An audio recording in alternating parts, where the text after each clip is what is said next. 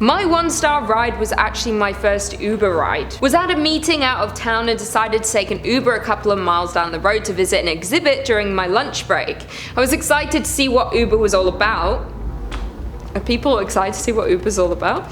So I watched in the app the whole time as my driver drove away from my location instead of towards it. He finally called me and asked where I was, which was weird because I could clearly see where he was in the app. I told him the building where the meeting was and he was familiar with it, so we hung up. He made it to my location shortly after and the ride to the exhibit was pretty uneventful. But after he dropped me off, I quickly found that the exhibit was closed on Mondays. No biggie, I'll just Uber back to the meeting. Not so easy because the driver forgot to end the trip and I couldn't call a new Uber because it said I was already on a trip.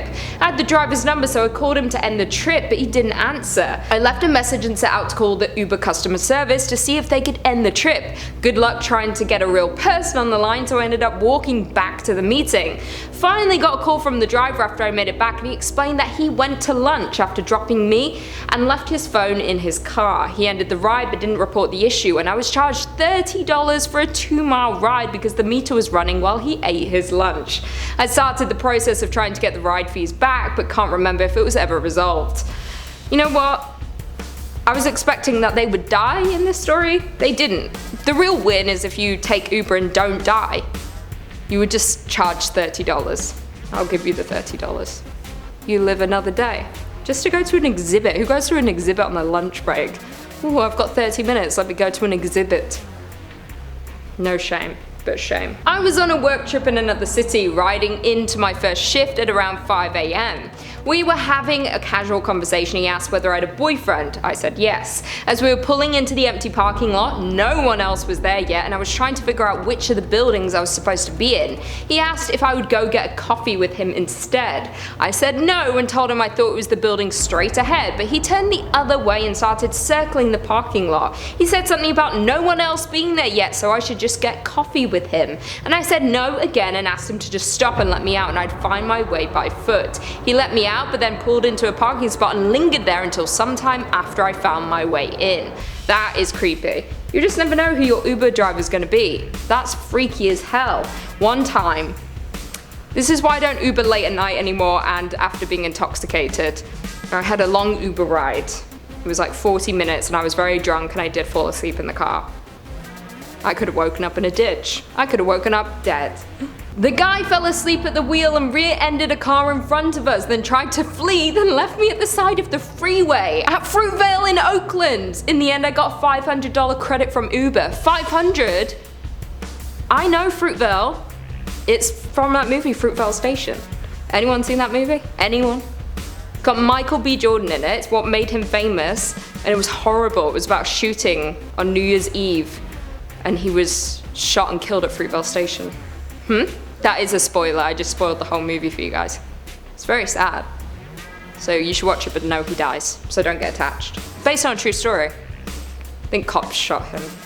It was very sad. Hey guys, welcome back to Top 10 Central Dark, your place for all things horror. I'm your host Lucy McVie and these are the scary Uber stories that will make you delete the app.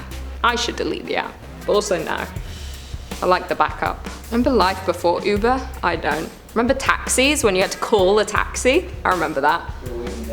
Yeah, well, here it's a bit easier. When I lived in Calgary, before I bought a car, I had to just like call the taxi like unit or whatever they're called, the taxi fleet, and be like, hey, can you pick me up at this time at this address?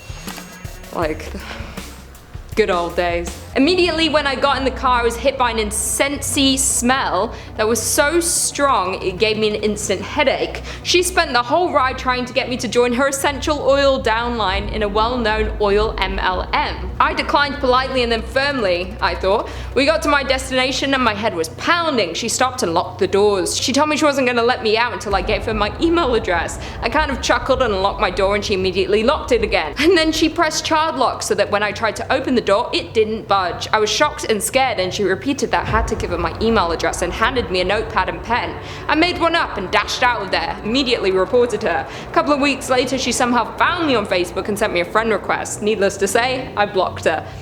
There's nothing like a good pyramid scheme. Women like this, they're intense because pyramid schemes, oh my god, it's like airborne. Airborne? Those women are crazy. Like once you're in it, like this, it's so intense and you've got to get new recruits to make more money and move up in the company. I've watched a lot of documentaries about pyramid schemes. That's terrifying. No thanks. If you're a part of a pyramid scheme, check yourself. Check yourself. I had a guy Uber driver keep asking me when I would have kids. Told him I couldn't since I had cancer, hoping it would end that conversation. He proceeded to tell me how he was kind of glad his ex-wife died of cancer.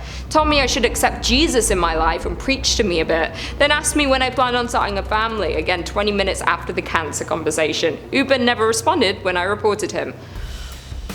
Everyone just needs to accept Jesus in their life, apparently. Holy Spirit activate, am I right? But anyway, that's too much. People shouldn't be asking personal questions like that.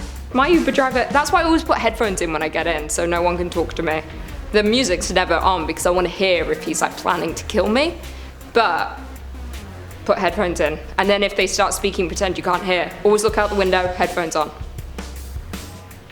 You're welcome. He refused to acknowledge my presence and kept asking my husband if he thought it was fine that he, the driver, wanted to take a second wife because he believed men should be happy. My husband was not about that at all and said that if he wanted a second wife, she deserved a second husband, and the driver flipped out and told us that the men deserve more than women and that she should be fulfilled by taking care of his children. It was incredibly surreal, uncomfortable, and demeaning. So yeah, a big complaint was filed with Lyft.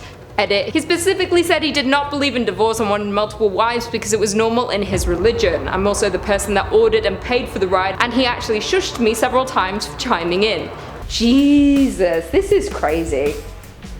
I mean, look, I don't agree with any of this. There's just many people that come from different cultures where this is accepted, but we need to be progressive with this.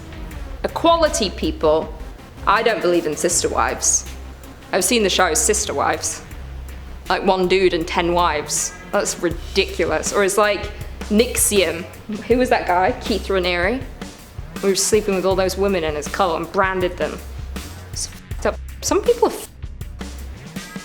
You won't be lucky to even if I marry one person.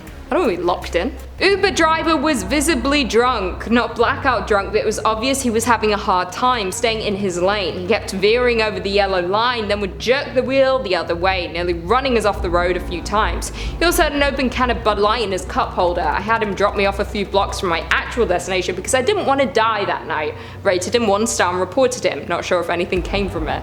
I mean, I wouldn't have rated him anything. Give him 1 star, give him 0 stars. I would have called the police. But also, does Uber have a safety system? Like, you should have something in the app where you can be like, danger. Like, if something's going wrong, hit the app. And then someone's notified, you know? They probably do, I don't know. I've just never had to hit anything. I was taking an Uber home from the airport. The ride was perfect and he even insisted on dropping my baggage to the front door. Awesome. He then asked if he could use the restroom really quick, and of course I obliged. He wasn't in there for more than 3 minutes, but when I went to wash my hands after, I found my bathroom destroyed. It was all over the toilet seat and just everywhere. I really wish he had just taken more than a minute and like a normal human being, but the dude must have had a leaky because there was on my walls too. A 1-star review was the bare minimum, I think. Poor guy. Look, I think we all understand that feeling where something's not sat right and you just gotta go. When you gotta go, you gotta go. I've had an encounter like this, not with the driver. It was one of those women, you know, like the people who come door to door trying to sell you something. It was like this old woman. I was in high school, I didn't know how to say no, I had no confidence. And she was like, please, can I use your bathroom? I was like, sure. And then she left, my mum came home and I was like, there's a woman upstairs in the bathroom. She was like, Lucy, you can't let women into our home. But anyway, she left and my mum was like, she just pretty much shit herself in there. It's brutal. When I got into the car, he immediately yelled in a stern voice, state your account ID. I take Uber almost daily and I know drivers like to ask for your name, but I was so taken aback by the aggressive yelling. As soon as I got into the car, I was met with the most awful smell I've ever experienced in my whole life. It was like something died in his car. I had to hold my breath throughout the 20-minute ride. Then he drove me to the wrong place 2 times. By the 2nd time, I just decided to walk to my destination because I was so vexed by the smell. Before I got out, after sitting in the car in silence, he yelled, rate 5 stars. He wouldn't unlock the door until I agreed. I have had that, not the beginning. But I've had it before when I'm in an Uber and he wouldn't unlock the door until I agreed that I would rate him 5 stars. I had one guy made me sit in the car and show him that I rated him 5 stars. It was crazy. Like, I didn't know the 5-star was so important. Apparently it is. Anyway, just when in doubt, hit 5 stars. You can go back and change it after. Just now, you can. The driver didn't want to wait in traffic, so he drove up onto the sidewalk. We all screamed at him to get back on the road as he continued to drive down the sidewalk while pedestrians ran out of the way. He told us that it wasn't a sidewalk, it was an Uber lane. It was a miracle he didn't actually run anyone over. Oh my god, some people, how do these people have driver's license? Do they not, like, check these people? Do they not vet them before they give them an Uber license? This is crazy. That's terrifying and so dangerous. I was in an Uber once and the guy didn't look and he was trying to turn right and there was literally a woman with her child in a, what do you call it? I call it a pram. Stroller. And they had to jump back and they were screaming at the car. And I was like, understandable. I just slinked back. I was like, I'm not driving, I'm just a passenger. Well, there we have it. Thanks for tuning into this video. I've been your host, Lucy McPhee. Stick around for bloopers. Alright. Okay. I need to burp. The ginger ale. Oh. It's the exhibit. Never heard of him. Sorry. Don't really remember. Yeah. People fall for things too easy. If you're a part of a pyramid scheme, put that clip. Holy Spirit, activate. Actually, I don't know if you can because it's from Family Feud. No, might get claimed. What's happened? Oh God. That was it. Pretty decent. I enjoyed that.